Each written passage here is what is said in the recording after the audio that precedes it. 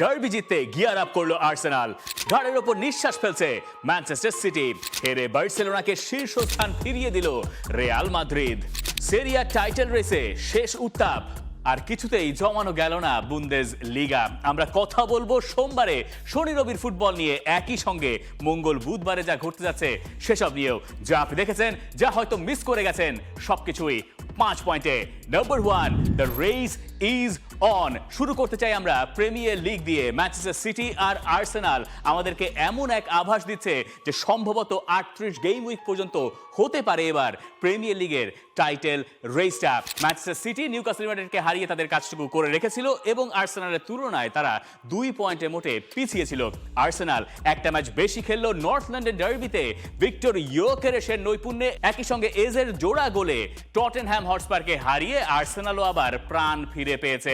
দুই দলের জয়ে দুই রকম ঘটনা ঘটেছে, কিন্তু তাতে প্রিমিয়ার লিগের টাইটেল রেসটা দারুণভাবে জমে গেছে। পেপ গার্দিওলা আমাদেরকে এখন সেই জমানোর কথাটাই বলছেন। তিনি বলছেন সামনের দিনগুলোতে আমাদের জন্য আরো মহা নাটক অপেক্ষা করছে। তার দল নিউক্যাসলকে তাদের ঘরের মাঠে, মানে ম্যানচেস্টার সিটির ঘরের মাঠে 2-1 গোলে হারিয়েছে। সাধারণত পেপ গার্দিওলা তার সমর্থকদেরকে নিয়ে বা মাঠের দর্শকদেরকে নিয়ে আহামরি কোনো কথা বলেন না, কিন্তু সম্ভবত আর্সেনালের উপরে চাপটা প্রয়োগ করার জন্য তিনি বলেও দিয়েছেন ওই নিউক্যাসলকে হারানোর পরে যে তার সমর্থকেরা এই সিজনের বেস্ট পারফরমেন্স দেখিয়েছেন। মানে মাঠে ম্যান সিটি প্রবল সমর্থন পেয়েছে, যেটা তাদের নিউক্যাসল ইউনাইটেডকে বিট করতে সাহায্য করেছে। ম্যাচের এই রকম মুহূর্তে বা সিজনের এই রকম মুহূর্তে কেন পেপ গার্দিওলা দর্শকদেরকে ধন্যবাদ দিলেন, তার কারণ সম্ভবত এটাই যে তিনি বোঝাতে চাইলেন মিকেল আর্তেতাকে যে তার দল প্রিমিয়ার লিগের চ্যাম্পিয়ন হওয়ার অভ্যস্ততা তাদের যেমন আছে, একই সঙ্গে তাদের সমর্থকেরাও তাদের পাশে দাঁড়িয়ে গেছেন। পেপ গার্দিওলা বলছেন এই যা খেলা হলো, মানে নিউক্যাসলের সঙ্গে যে ম্যাচটা হলো, পরের 11 ম্যাচেও এই সবই হবে। এটা আর খেলা থাকবে না, প্রত্যেকটা ম্যাচ হবে একটা করে যুদ্ধ। তার মানে the battle is really on. Arsenal একটা ম্যাচ বেশি খেলেছে এবং তাদের পয়েন্ট তাই সেই কারণে 5 বেশি আছে ম্যানচেস্টার সিটির তুলনায়। আর্সেনাল এবং ম্যানচেস্টার সিটি আমাদেরকে সম্ভবত প্রিমিয়ার লিগের টাইটেল রেসে একটা দুর্দান্ত লড়াই উপহার দিতে যাচ্ছে। উলভসের সঙ্গে ড্র করার পরে মিকেল আর্তেতা প্রবল চাপে পড়ে গিয়েছেন। তিনি বলেছেন তার ডিকশনারিতে বোটলার্স শব্দটা নাই এবং আর্সেনালের বটল করার আসলে সেই অভ্যাসটা বহুদিনের। মিকেল আর্তেতা আসার আগে থেকেও সেই অভ্যাসটা তাদের ছিল, কিন্তু পেপ গার্দিওলার দলের আবার ওই অভ্যাসটা নাই। সিজনের এই রকম মুহূর্তে যখন একবার গিয়ারটা মিকেল আর্তেতার বিপক্ষে পেপ গার্দিওলা অন করেই ফেলেছেন, তখন আমাদেরকে দেখতে হবে কার কটা ম্যাচ বাকি আছে, কার কি সমীকরণ দাঁড়াচ্ছে।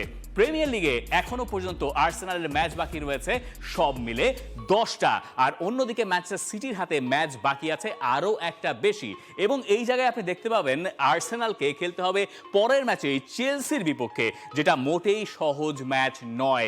ম্যান সিটির প্রতিপক্ষ হিসেবে Leeds, Nottingham, West Ham, Chelsea, Arsenal, Burnley, Everton, Brentford, Bournemouth, Aston Villa এবং ক্রিস্টাল প্যালেসের সঙ্গে তাদের ওই হাতে থাকা একটা ম্যাচ বেশি আছে। সেটা কবে হবে সেটা আমরা এখনো জানি না, সেটা নিশ্চিত করে আসলে প্রিমিয়ার লিগ জানায় নাই। কিন্তু এই জায়গায় টাইটেল ডিসাইডিং ফ্যাক্টর হয়ে যেতে পারে আর্সেনাল আর ম্যানচেস্টার সিটির ওই ম্যাচটা, যেটা হবে ম্যানচেস্টার সিটির মাঠে। আর ম্যানচেস্টার সিটি যদি তাদের হাতে থাকা সবগুলো ম্যাচ জিতে যায়, তাহলে আর্সেনালের বাকি ম্যাচগুলো জিতেও আর কোনো লাভ হবে না, কারণ ম্যান সিটির হাতে একটা ম্যাচ বেশি আছে।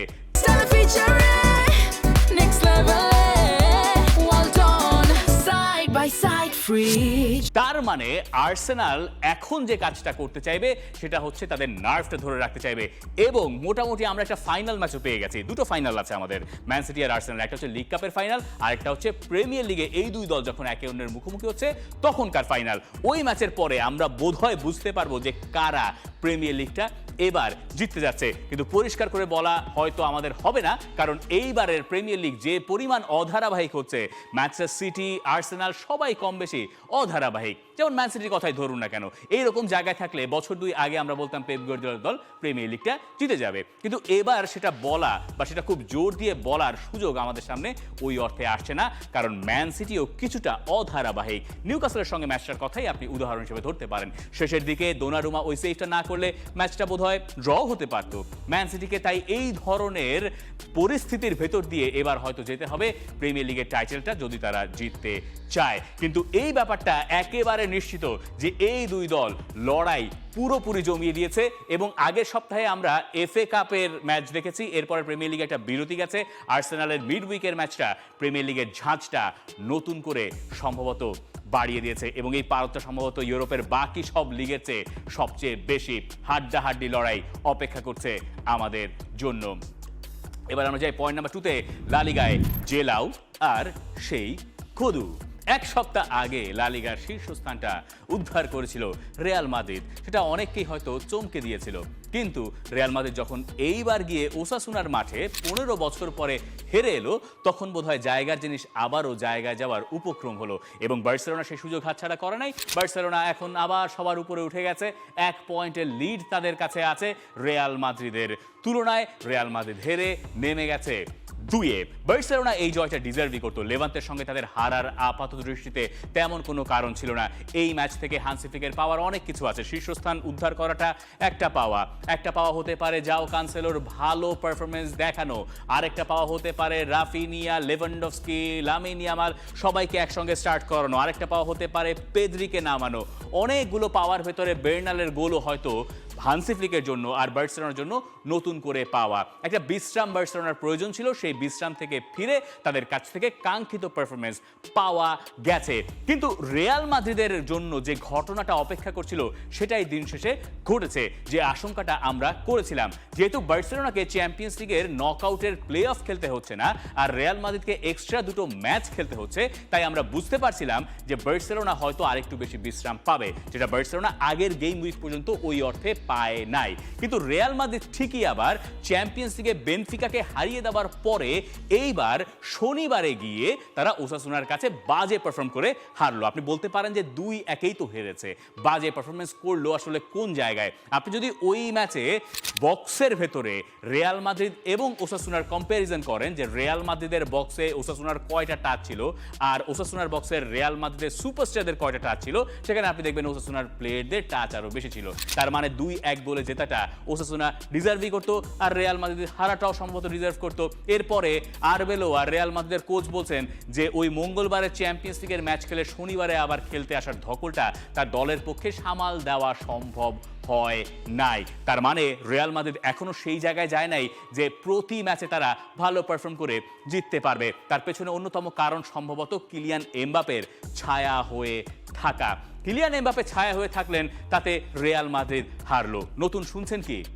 কিলিয়ান এমবাপে এই সিজনে রেকর্ড ব্রেকিং গোল করে যাচ্ছেন এবং যাচ্ছিলেনও, কিন্তু 2টো ম্যাচে তিনি গোল করতে পারেন নাই। আর তারপরে এই কথা উঠে গেছে যে কিলিয়ান এমবাপে কেন পারছেন না, তার কারণ তার ইনজুরি, যেটা তিনি ক্যারি করছেন। তিনি এই ইনজুরিটা ক্যারি করছেন সেই ডিসেম্বর মাস থেকে। তার হাঁটুতে ইনজুরি, তাকে ঘিরে অনেক রকম জল্পনা কল্পনা আছে। ফ্রান্সের বিশ্বকাপ আছে, মার্চ মাসে তার ইন্টারন্যাশনাল ফ্রেন্ডলি আছে একটা, তার উপরে ব্রাজিলের এগেনস্টে আরেকটা কলম্বিয়ার সঙ্গে। ফ্রান্স তাকে জাতীয় দলে ডাকবে তিনি যদি ফিট থাকেন, কারণ বিশ্বকাপের আগে তো আর ম্যাচ খুঁজে পাওয়া যাবে না। আর রিয়াল মাদ্রিদ চেষ্টা করছে তাকে একটু বিশ্রাম দিয়ে দিয়ে খেলাতে। লা লিগার লাস্ট গেম উইকে তাকে রাখা হয়েছিল বিশ্রামে, যাতে তিনি বেনফিকার সঙ্গে পুরোপুরি খেলতে পারেন।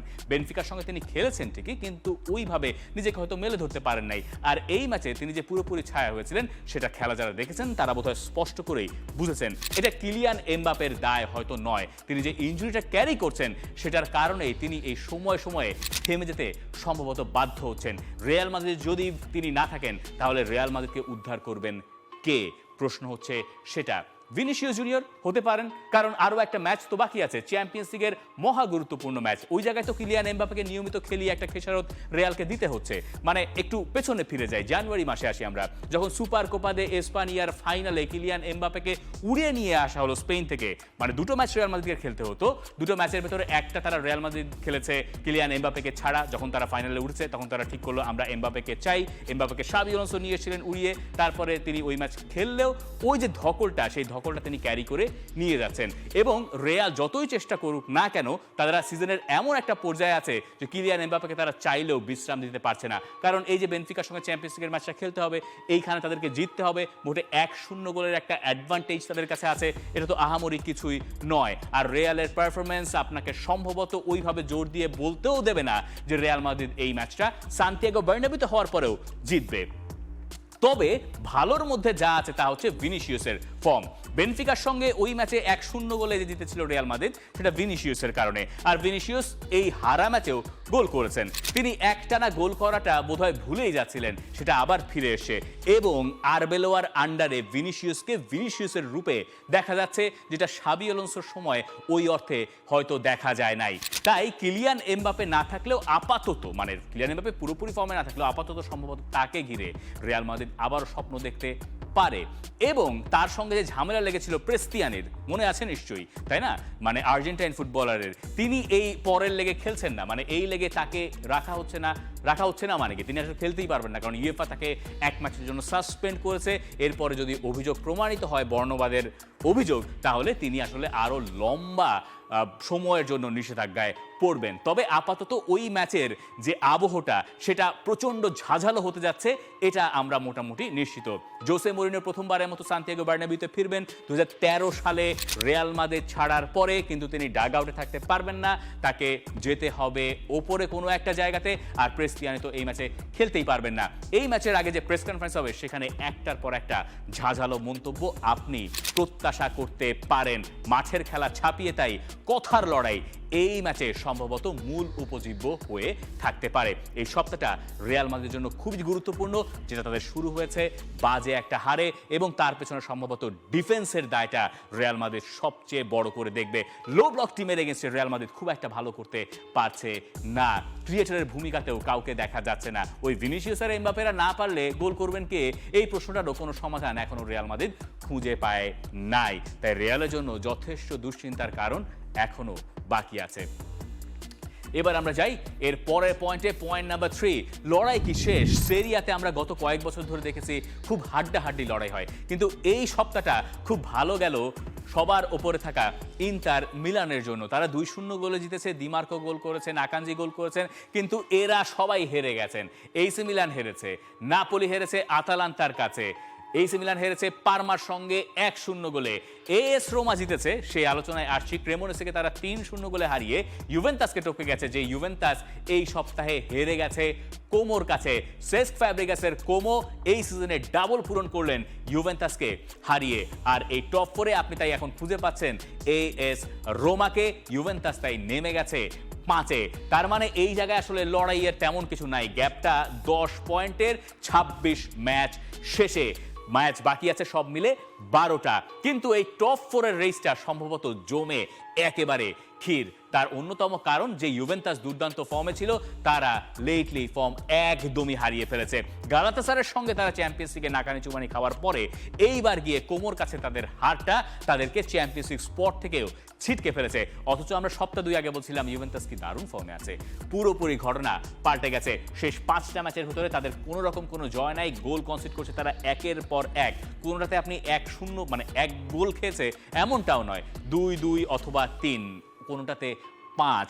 ইউভেন্টাসের এই দুর্দশা থেকে বাকিরা সুবিধাটা আদায় করছে। তার ভেতরে 1 নম্বর দলটার নাম রোমা কোচ জানপিয়েরো গাসপেরিনি বলছেন তিনি জানেন সেরিয়াতে আসলে এই যে টপ 4 বা চ্যাম্পিয়ন্স লিগ স্পটটা সিকিউর করার লড়াইটা কেমন হয়। কারণ তিনি আতালান্তার কোচ ছিলেন, আতালান্তাকে তিনি 7 বারের ভেতরে 5 বার চ্যাম্পিয়ন্স লিগে নিয়ে গিয়েছিলেন। সেটা মনে করিয়ে দিয়ে তিনি বলছেন, তার অভিজ্ঞতা শেয়ার করছেন, বলছেন সেই অভিজ্ঞতা থেকে বলতে পারি চ্যাম্পিয়ন্স লিগের এই স্পট নির্ধারণ হবে শেষ দিনে বা শেষ কয়েক রাউন্ডে। সবাই আছে এই লড়াইয়ে, আতালান্তা, কোমো সবাই চাইবে এখানে থাকতে। টপ 4 নিয়ে আমরা অনেক সময় প্রিমিয়ার লিগের কথা বলি, কিন্তু এইবার সম্ভবত সেরিয়াটা আরও বেশি জমজমাট হতে যাচ্ছে। সেটা ওই পয়েন্ট টেবিলের এই কটা দলের পয়েন্টের গ্যাপ দেখলে আপনি আরও স্পষ্ট করে বুঝতে পারবেন। কিন্তু সেরিয়ার কথকতা এখানেই শেষ নয়, কারণ সেরিয়ার এই 2 ক্লাবের বাঁচা মরার লড়াই বাকি আছে। ইন্টার মিলান বোদো গ্লিন্তের কাছে হেরে এসেছিল 3-1 গোলে। নিজেদের মাঠ সান সিরোতে তাদের জিততে হবে 2 গোল বেশি দিয়ে। মহা কঠিন কাজ এই ম্যাচে তারা পাচ্ছে না লাউতারো মার্তিনেজকে, গতবারের রানার্স আপরা যদি এইখানে রাউন্ড অফ 16-এর আগেই ছিটকে পড়ে, কি একটা দুর্দশা ইতালির প্রতিনিধিদের জন্য। আবার ইউভেন্টাস তারা তো 5-2 গোলে হেরেই এসছে ফার্স্ট লেগ। গালাতাসারাইকে তারা এইবার এইরকম ফর্ম নিয়ে আহামরি কোনো নাটক যদি না জমে, মিরাকল যদি না ঘটে, তাহলে কি হারাতে পারবে? তাহলে আমরা কি চ্যাম্পিয়ন্স লিগে দেখব কোনো রকম কোনো ইতালিয়ান প্রতিনিধি নাই রাউন্ড অফ 16-এ? কারণ ওদিকে আতালান্তা যারা আছে তারাও তো বরুসিয়া ডর্টমুন্ডের সঙ্গে হেরে বসে আছে ফার্স্ট লেগে। সেকেন্ড লেগটা অবশ্য তাদের মাঠে, ওইটুকু অ্যাডভান্টেজ তারা হয়তো পাবে, কিন্তু সেখান থেকে কোনো দল উঠবে কিনা সেটা বোধহয় এখনই আজ করা যাচ্ছে না। আর আজ যদি করতেই চান তাহলে আপনার ইতালিয়ান ক্লাবগুলোকে বাদ দিয়েই বোধহয় চ্যাম্পিয়ন্স লিগের পরের রাউন্ডটা পরিকল্পনা করতে হবে। আমরা একটু যাই পয়েন্ট নাম্বার 4-এ। পয়েন্ট নাম্বার 4 হচ্ছে জমানো গেল না কিছুতেই। আমরা বুন্দেসলিগা জমানোর বহু চেষ্টা করেছি। পরের সপ্তাহে বায়ার্ন মিউনিখ আর বরুসিয়া ডর্টমুন্ডের ম্যাচ, তার মানে ডের ক্লাসিকার, বুন্দেসলিগার সবচেয়ে বড় ম্যাচ হিসেবে আপনি ধরতে পারেন। বায়ার্ন মিউনিখ তারা এই সপ্তাহে জিতেছে আইনট্রাক্ট ফ্রাঙ্কফুর্টের সঙ্গে 3-2 গোলে। 3-0 থেকে 3-2 হয়েছিল, একটু ঝাঁঝ হয়েছিল। কিন্তু বরুসিয়া ডর্টমুন্ড তারা 2-0 থেকে 2-2-এ সমতায় ফিরেছিল আরবি লাইপজিগের সঙ্গে, কিন্তু লাভ তো আসলে হয় নাই। 6 পয়েন্টের যে গ্যাপটা ছিল সেটা বেড়ে গেছে। ডর্টমুন্ডের পয়েন্ট এখানে যেমন বায়ার্নের পয়েন্ট 60, ও পাশে পয়েন্ট 52, মানে 8 পয়েন্টের একটা বিস্তর ফারাক। ডের ক্লাসিকারে যদি আমরা ধরেও নেই যে ডর্টমুন্ড হারিয়ে দেবে বায়ার্ন মিউনিখকে, বুন্দেসলিগা সম্ভবত আমরা বহু কষ্ট করেও আর জমাতে পারছি না। সেটা ফেব্রুয়ারি মাসে নিশ্চিত হয়ে গেছে সম্ভবত। বুন্দেসলিগা, ইতালিয়ান সেরিয়া ফেব্রুয়ারি মাস যেতে না যেতেই কি করে যেন শেষ হয়ে গেল। লিগ আ এখনো শেষ হয় নাই। পিএসজি শীর্ষস্থানটা আরও একবার পুনরুদ্ধার করেছে, লসকে 2 নম্বরে নামিয়ে দিয়ে। পিএসজির চ্যাম্পিয়ন্স লিগের একটা ব্যাপার স্যাপার আছে, মোনাকোর সঙ্গে তাদের আরও একটা ম্যাচ বাকি আছে, 1 গোলের লিড তাদের আছে। তার আগে তারা এইবার বারকোলা বা তাদেরকে একটু সুযোগ দিয়ে মোটামুটি ম্যাচটা জিতেছে।